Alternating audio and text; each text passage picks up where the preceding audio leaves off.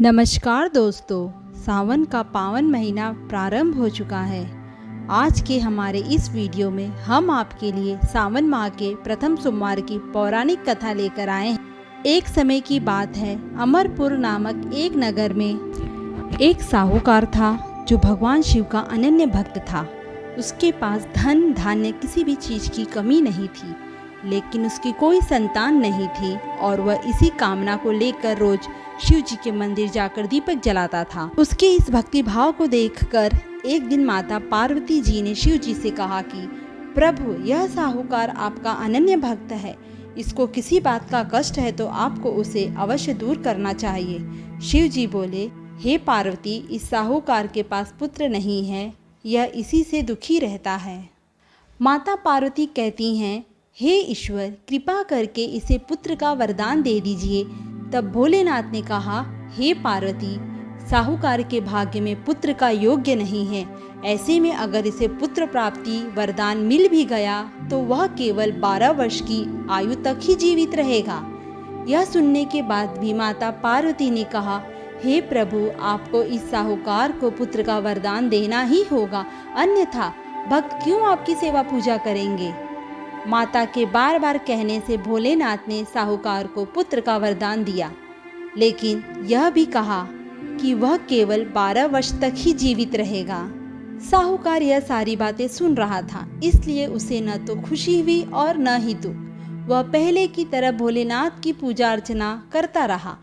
उधर सेठानी गर्भवती हुई और उन्हें 90वें महीने में सुंदर बालक की प्राप्ति हुई। परिवार में खूब हर्षोल्लास मनाया गया, लेकिन साहूकार पहले की तरह रहा और अपने बालक की 12 वर्ष की आयु का जिक्र किसी से भी नहीं किया।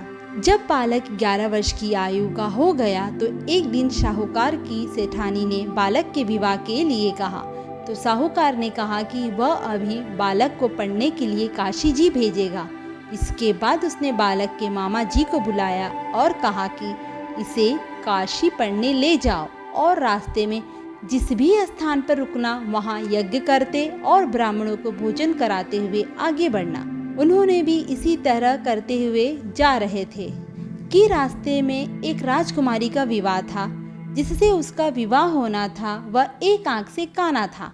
तो उसके पिताजी ने जब अति सुंदर साहूकार के बेटे को देखा तो उसके मन में आया कि क्यों न इसे ही घोड़ी पर बिठाकर शादी के सारे कार्य संपन्न करा लिए जाए। तो उन्होंने मामा से बात की और कहा कि इसके बदले में वह आधा धन देंगे। वह भी राजी हो गए।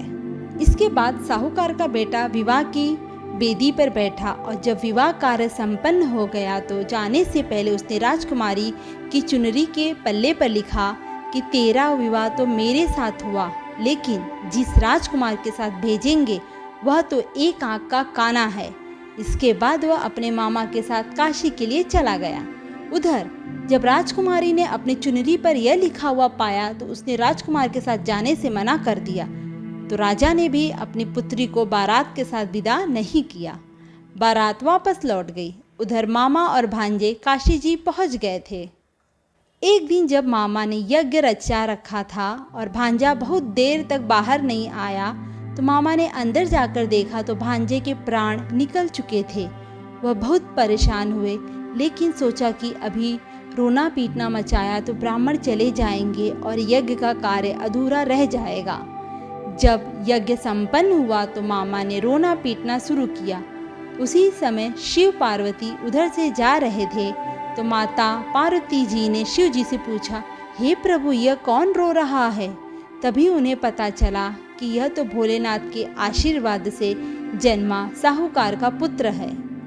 तब माता पार्वती कहती हैं, हे स्वामी, इसे जीवित कर दे, अन्यथा रोते रोते इसके माता पिता के प्राण निकल जाएंगे।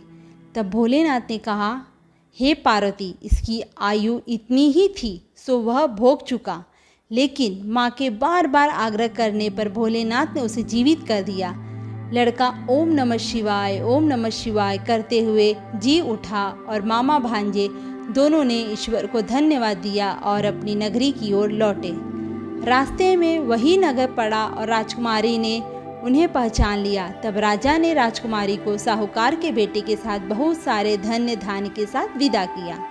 उधर साहूकार और उसकी पत्नी छत पर बैठे थे। उन्होंने यह प्रण कर रखा था कि यदि उनका पुत्र सकुशल न लौटा तो वह छत से कूदकर अपने प्राण त्याग देंगे। तभी लड़के के मामा ने आकर साहूकार के बेटे और बहू के आने का समाचार सुनाया, लेकिन वे नहीं माने। तो मामा ने शपथ पूर्वक कहा। तब तो दोनों को विश्वास हो गया और दोनों ने अपने बेटे बहू का स्वागत किया।